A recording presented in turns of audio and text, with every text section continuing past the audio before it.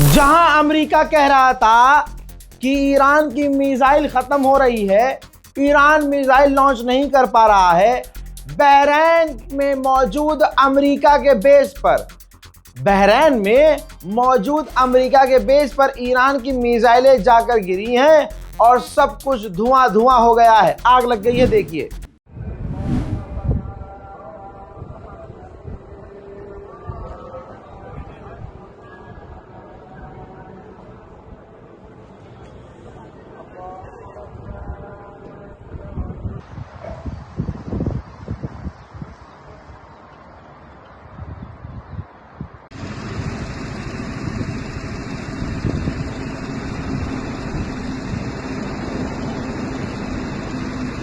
معامير دله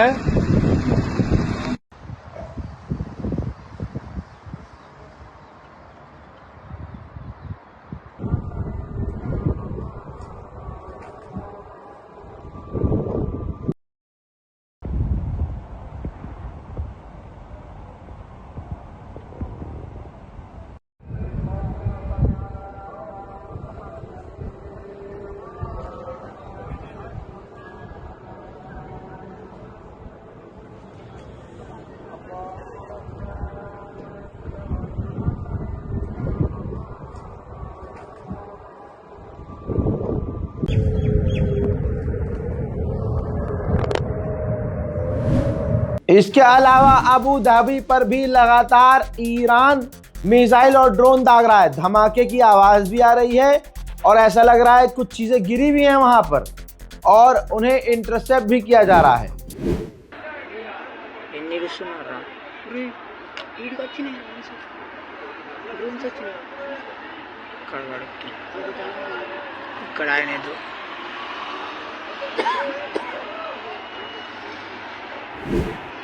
उधर जो खबरें छुपा रहा है इजराइल, वो मैं आपको बता रहा हूं।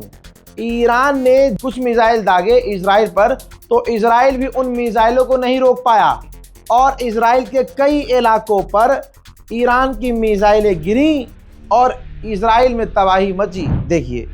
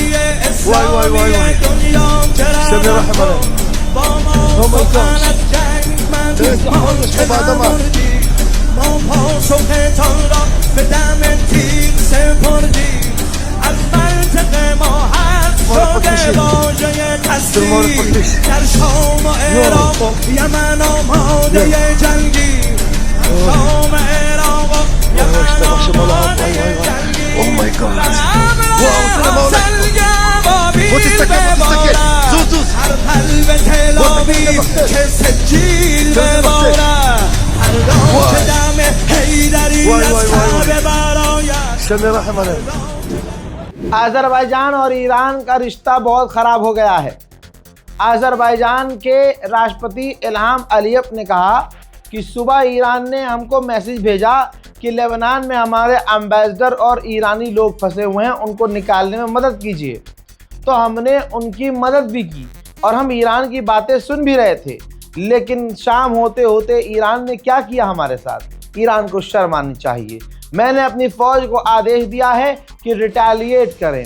अगर फिर ऐसा कुछ होता है, ईरान की तरफ से हमला होता है, तो जवाबी कार्रवाई करें। फौज तैनात कर दिए हैं हमने, रास्ते बंद कर दिए हैं, ट्रांसपोर्ट बंद हो गया है और ट्रेड बंद हो गया है। जैसा मैंने आपसे कहा था कि अली लारिजानी इस वक्त ईरान के सुप्रीम लीडर के बाद अगर कोई है तो वही है, नेशनल सिक्योरिटी काउंसिल के हेड हैं। उन्होंने कहा है कि मैंने सुना है कि कुछ अमेरिकी ऑफिशियल्स कह रहे हैं कि ईरान पर ज़मीनी ऑपरेशन होगा, अमेरिका की फ़ौज ईरान में घुसेगी। इमाम खुमैनी के लाल, हैदर के लाल इंतज़ार कर रहे हैं।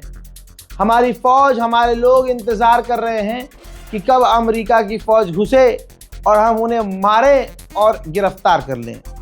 हम कह देना चाहते हैं कि ये ईरान की ज़मीन है, यहाँ पर राक्षसों का कोई काम नहीं है, राक्षसों को मार डाला जाएगा। परसों मैंने कहा था ना, बल्कि बार बार कह रहा हूँ कि सारी दुनिया अमेरिका का साथ इसलिए दे रही है क्योंकि डोनाल्ड ट्रंप किलस जाएगा। इस वक्त सही हो या गलत, ट्रंप का ही साथ वो देंगे। ज़रा सा स्पेन ने रीढ़ की हड्डी दिखाई, ठीक है, और मजबूती से खड़ा हो गया कि हम अपनी ज़मीन और अपना एयर स्पेस ईरान के खिलाफ इस्तेमाल करने नहीं देंगे। तो दोस्तों, डोनाल्ड ट्रंप इतना नाराज़ हो गया है कि आखिरकार वो बुरी तरह से किलस चुका है स्पेन से। डोनाल्ड ट्रंप ने कहा कि स्पेन एक हारा हुआ है, हमारे पास बहुत सारे विनर्स हैं, मतलब जो अमेरिका का साथ दे वो विनर है, जो अमेरिका का साथ न दे वो लूज़र है। तो वो कहा कि स्पेन ने धोखा दिया है, स्पेन ने साथ नहीं दिया है, हम स्पेन के खिलाफ कार्रवाई करेंगे। और स्पेन एक हारा हुआ। साथ ही उसने ये भी कहा कि हम ब्रिटेन से भी खुश नहीं हैं, यानी जबकि ब्रिटेन सब कुछ कर रहा है अमेरिका को खुश करने के लिए। जैसे बरतानिया ने 4 और अपने टाइफून फाइटर जेट कतर भेज दिए हैं, क्योंकि कतर कतरा हो रहा है, लेकिन ईरान के ड्रोन और मिसाइल नहीं रोक पा रहा है। ब्रिटेन को अमेरिका को खुश करना है तो 4 और टाइफून फाइटर जेट कतर के अंदर भेज दिए गए हैं। वहीं ईरान ने एक बार फिर से इजरायलियों का एक ड्रोन मार गिराया है।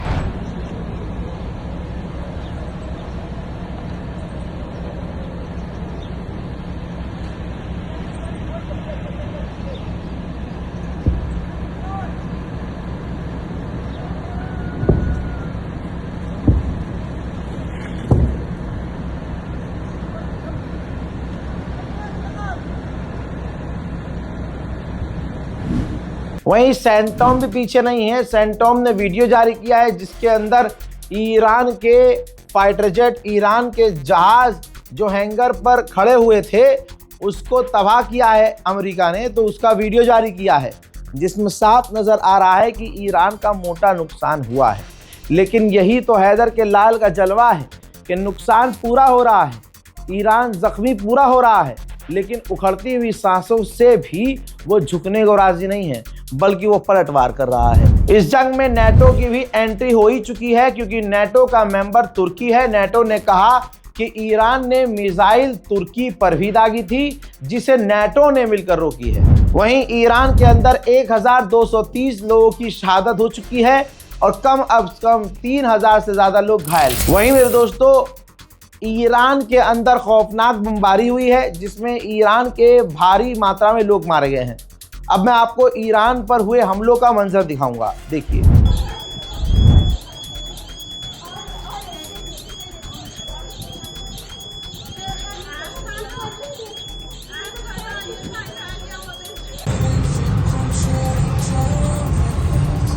تهران رو میزنه و اگر میشه تهران سرگ تحقیق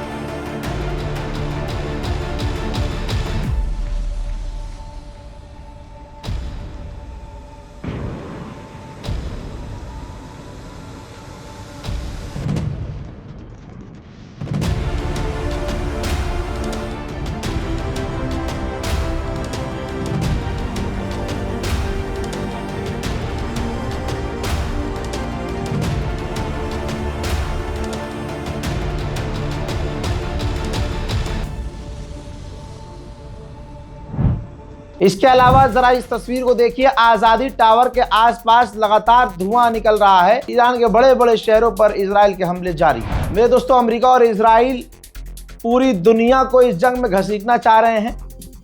ईरान ने आधिकारिक बयान में कहा है कि हमने तुर्की और अज़रबैजान पर कोई हमला नहीं किया है, ये काम इजराइल का है और वो साइकोलॉजिकल वॉर खेल रहा है और आसपास के तमाम देशों को इस जंग में घसीट रहा है। ستاد کل نیروهای مسلح ما امروز اعلامیه داد که در برخی از جاها دیگران مورد حمله قرار دیدن، ای بسا از ناحیه رژیم صهیونیستی باشه و اونها به دنبال حادثه آفرینی باشن، مثل اتفاقی که امروز در نخجوان افتاد. ستاد کل نیروهای مسلح ما اعلامیه داد که ما نخجوان رو نزدیم و دلیلی هم نبود برای زدن. لذا در همون اعلامیه ستاد کل ما اومده که ای بسا رژیم صهیونیستی و دیگران برای اینکه ما رو درگیر بکنن با کشورهای همسایمون این اقدامات رو انجام داده باشن.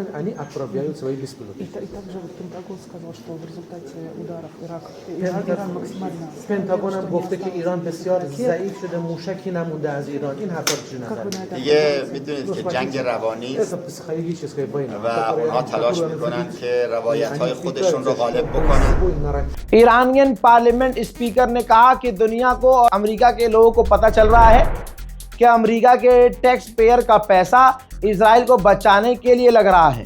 उनको ये नज़र आ गया है अमेरिका के लोगों को कि अमेरिका फर्स्ट नहीं है ट्रम्प के लिए, इजराइल फर्स्ट है। हालात ऐसे हैं उनके कि उन्होंने अपना एयर डिफेंस सिस्टम भी बदला है, यानी हमारी मिसाइलें अमेरिका को चोट पहुंचा रही हैं। बिल्कुल गाज़ा के नक्शे कदम पर इजराइल चल रहा है कि गाज़ा का जो हाल किया है वैसा ही हाल ईरान का किया जाए। एडवांस हथियार का इस्तेमाल कर रहा है, आर्टिफिशियल इंटेलिजेंस हथियार का इस्तेमाल कर रहा है। जैसे कि उसने हाल फिलहाल में जो हमले किए हैं तो एआई पहचान रहा है कि किस इलाके में मौतें ज़्यादा होंगी, किस इलाके में पुलिस ज़्यादा है, फोर्स ज़्यादा है। तो जिस इलाके में पुलिस और फोर्स की मौजूदगी है वहाँ पर ईरान के आर्टिफिशियल इंटेलिजेंस की मदद से ईरान के ऊपर उस जगह पर इजराइल हमला कर रहा है। उधर लेबनान का राष्ट्रपति गुलाम तो अमेरिका का है, पिछले 2 साल से समझा रहा हूँ। अब देखिए लेबनान का अमेरिका का राष्ट्रपति होने का, यानी डोनाल्ड ट्रंप का पसंदीदा आदमी लेबनान का राष्ट्रपति बना तो कितना फ़ायदा अमेरिका को हो रहा है। लेबनान के राष्ट्रपति ने ऐलान किया है कि हमारे मुल्क में, लेबनान में जिसका भी ताल्लुक IRGC से होगा हम उसे अपने मुल्क से निकाल देंगे। उधर बहरीन की पेट्रोलियम रिफाइनरी कंपनी पर ईरान का कामयाबी से हमला हुआ है, आग लग गई है।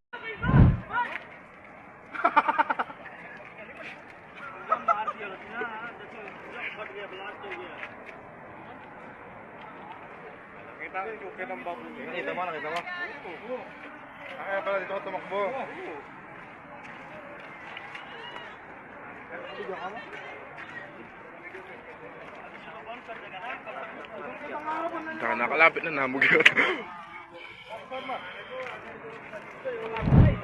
हज़रात, दुनिया का सबसे बड़ा क्रिमिनल डोनाल्ड ट्रंप दूसरे क्रिमिनल को बचाने में लगा है। हाँ, बीबी को, नेतन्याहू को। उसने कहा है कि इजराइल के राष्ट्रपति को नेतन्याहू को माफ़ी दे देनी चाहिए, नेतन्याहू का ध्यान पूरी तरह से जंग पे होना चाहिए। यही तो स्ट्रैटेजी थी नेतन्याहू की कि मेरे पे इतने केस चल रहे हैं कि अगर मैं बंद हुआ तो बाहर नहीं आ पाऊंगा। तो उसने पूरी दुनिया में वर्ल्ड वॉर छेड़ दी। ये मैं नहीं, एक्सपर्ट भी कह रहे हैं। जैसा मैंने आपसे पहले ही कहा था, ईरान के सिविलियंस को निशाना बना रहा है इजराइल, और यहाँ तक कि वो मतलब बच्चों के स्कूल को भी नहीं छोड़ रहा है। देखिए, बच्चों के स्कूल पर एक बार फिर से इजराइल ने हमला किया जिसमें स्कूल पूरी तरह से डैमेज नजर आ रहा है। ब्रिटेन के प्रधानमंत्री ने कहा है कि सबसे बेहतर रास्ता ये है कि ईरान से बातचीत की जाए और बातचीत करके उसे मना लिया जाए कि आप अपना न्यूक्लियर प्रोग्राम छोड़ दो। इसके अलावा हम अरब देशों की, गल्फ देशों की डिफेंस में मदद करने को तैयार हैं। The long-standing British position is that the best way forward for the regime and the world is a negotiated settlement with Iran where they give up their nuclear ambitions. मेरे दोस्तों फिलहाल के लिए इस रिपोर्ट में इतना ही। रिपोर्ट को share कीजिएगा। जय हिंद।